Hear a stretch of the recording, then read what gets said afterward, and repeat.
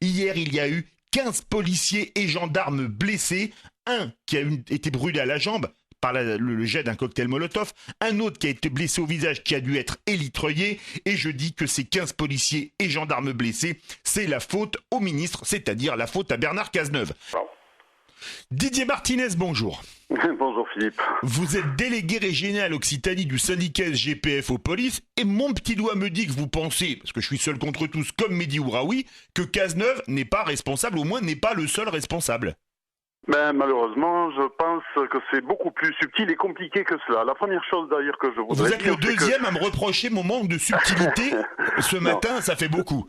Ce qui est très important à dire d'une part, c'est que évidemment ce qui s'est passé hier est insupportable, inacceptable et scandaleux. Une fois qu'on a dit ça, j'ai l'impression de répéter ce que, à de multiples reprises, j'avais évoqué avant les vacances d'été. C'est-à-dire que les faits se réitèrent, se renouvellent. Et encore une fois, quand on cherche à présent quelle responsabilité, on peut évoquer Cazeneuve comme vous le faites, oui, je dirais, mais pas que. Parce que la responsabilité, elle est collective et il y a beaucoup de responsabilités à cet état de fait. De retrouver une énième manifestation qui dégénère, alors que par le passé, on a eu toutes les expériences et notamment ce dont faisait allusion votre second invité, on a vu qu'un parcours... Mehdi Ouraoui. Oui, voilà. Un parcours sécurisé qui avait été mis en œuvre récemment en conditionnant l'accès à la sécurité et en étant en capacité d'apporter la totale sécurité à la fois aux manifestants et aux forces de l'ordre avait permis de bien se passer. Alors évidemment, ce n'est pas la panacée. Quand on veut revendiquer, quand on veut faire une manifestation, de se voir conditionné à un parcours étudié à l'avance, ce ne sont pas les meilleures conditions. Mais quand on voit le contexte aujourd'hui de ces manifestations, les violences qu'elles génèrent, et ce sont des violences exclusivement à l'encontre des forces de l'ordre et, il est vrai, exclusivement proférées par des gens qui n'ont rien à faire dans le dispositif de la manifestation puisqu'eux-mêmes ne revendiquent rien. Donc quand on a connaissance de ces éléments et qu'on veut vraiment éviter que ça ne dégénère, je dirais la première des solutions, c'est de se mettre en condition pour que le contexte ne le leur permette pas.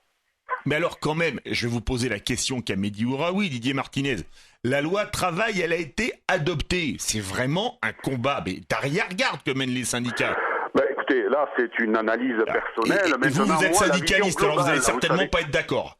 Non, mais la vision globale des forces de l'ordre, vous savez, que la manifestation, elle soit légitime ou pas, quelle que soit la revendication portée, c'est pas le problème des forces de l'ordre. Les policiers, ils sont où on leur dit d'être et ils font ce qu'on leur dit de faire. Donc, à partir de là, l'opportunité de manifester, quelle qu'elle soit, avec des gens qui ont autorisation d'être là, il y a lieu de protéger à la fois les manifestants, à la fois le public et la population et travailler dans les meilleures conditions possibles pour les forces de l'ordre. À partir de là, quand on s'aperçoit que des individus ne viennent que expressément et exclusivement pour en découdre, pour porter atteinte à leur intégrité physique et pour tuer, pourquoi ne pas le dire, puisque se présenter avec des barres de fer, des cocktails Molotov, des pavés, les lancer et tenter de s'en prendre aux forces de l'ordre, c'est vraiment vouloir en découdre. Dans ces conditions-là, on voit que effectivement, il fallait, à certains points de vue, ne pas l'autoriser ou conditionner le parcours de telle sorte que ça se passe bien. Donc là, on n'a pas tiré les conséquences du passé, des manifestations qui avaient déjà dégénéré, et c'est très regrettable. Et aujourd'hui, je comprends la colère de mes collègues policiers, la colère de l'ensemble des syndicats qui s'insurgent encore une fois que tout n'ait pas été mis en œuvre pour cette manifestation d'hier pour éviter les conséquences qu'on connaît aujourd'hui.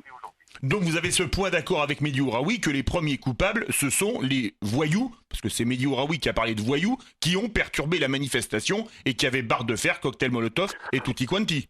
Sauf que voyous, c'est beaucoup trop gentil à mon sens. Ce sont des délinquants, voire des criminels, et à un moment donné, il faudra quand même mettre hors d'état de nuire ces gens-là. Face à moi, Didier Martinez, délégué régional du syndicat SGPF aux polices, et Mehdi Ouraoui, membre du Conseil national du Parti socialiste. Didier Martinez, toutes les manifestations depuis le mois de mars, depuis le printemps, ont été émaillées d'incidents. Rien que pour ça, il aurait quand même fallu interdire cette manif. Entre autres, c'était une option qui aurait été parfaitement compréhensible et d'ailleurs, eu égard au contexte où, on le sait, les forces de l'ordre, c'est vrai, ont autre chose à faire, à être particulièrement vigilants sur tous les événements, à s'occuper de la surveillance de voies publiques, à être particulièrement réactifs et présents par rapport à cet aspect terroriste qui ne cesse de progresser et d'inquiéter la population. Il est vrai qu'on se serait bien passé d'autant d'événements et de climat social aussi tendu en cette rentrée. Pour autant, le l'autorisation a été donnée et il faut bien s'exécuter et je veux dire protéger à la fois le dispositif qui a été mis en place, le trajet, et faire en sorte que ça se passe le mieux possible. Bien entendu, on a vu que ça s'est mal passé comme les autres fois, c'est-à-dire qu'on n'a pas tiré les enseignements ni les retours d'expérience des événements passés et à présent, les responsabilités, elles sont multiples. C'est un petit peu ce que je vous disais au départ. Alors, la première des responsabilités, on a aussi, à mon sens, le fait de ceux qui organisent ces manifestations qui persistent, je dirais, en étant en parfaite connaissance de cause avec la difficulté des forces de l'ordre, leur mission et la fatigue dont elles ont fait preuve tout au long de la fin de l'année dernière, pendant l'été et à présent pour la rentrée. Parce que, au final, qui a fait le buzz aujourd'hui sur cette manif? Est-ce que c'est la manif anti-loi travail? Est-ce qu'on parle du projet ou est-ce qu'on parle des violences et de ce qui s'est passé? Une nouvelle fois, des violences. Ce qui attire l'attention, les médias, et que retiendra l'ensemble de la population, c'est que des policiers ont été blessés, qu'on s'en est pris aux forces de l'ordre, qu'il y a eu des dégradations, des débordements, et c'est l'ensemble des violences de la manifestation qui seront retenues et pas du tout la thématique. Donc c'est déjà un fiasco quant à l'organisation. Le buzz n'aura été que médiatiquement sur ces violences et on ne comprend franchement pas la persistance à organiser sur ce thème et en tout cas sous cette forme-là ce genre de manifestation. L'hôpital Necker enfants malades, on s'en rappelle, c'était lors de la manifestation du 14 juin, il avait été vandalisé sans que les forces de l'ordre interviennent. Est-ce que ça signifie, alors vous allez prendre la défense de vos collègues, que les fonctionnaires de police, c'est-à-dire ceux sous l'autorité de celui à qui je m'en prends aujourd'hui, Bernard Cazeneuve, n'étaient déjà pas opérationnels il y a 3 mois? Non, les policiers, ils le sont toujours opérationnels. Le souci, c'est qu'ils sont en capacité J'étais sûr que vous alliez me dire que les policiers étaient toujours opérationnels. Ils ont un travail à faire, ils savent parfaitement le faire, ils sont aguerris. Bien entendu, c'est en fonction des instructions et des ordres qu'ils reçoivent. Et Necker, c'était particulièrement caractéristique en ce sens.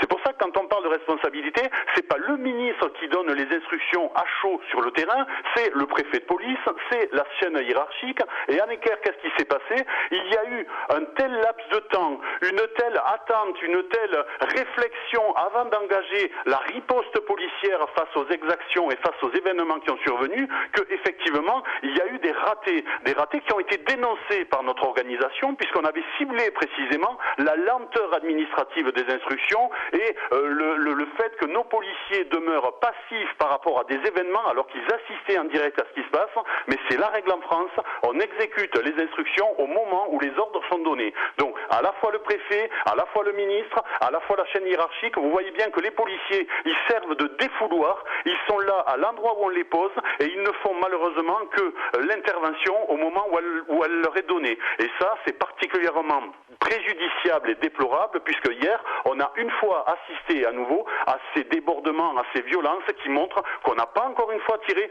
toute l'expérience, toutes les leçons du passé. C'est franchement extrêmement déplorable.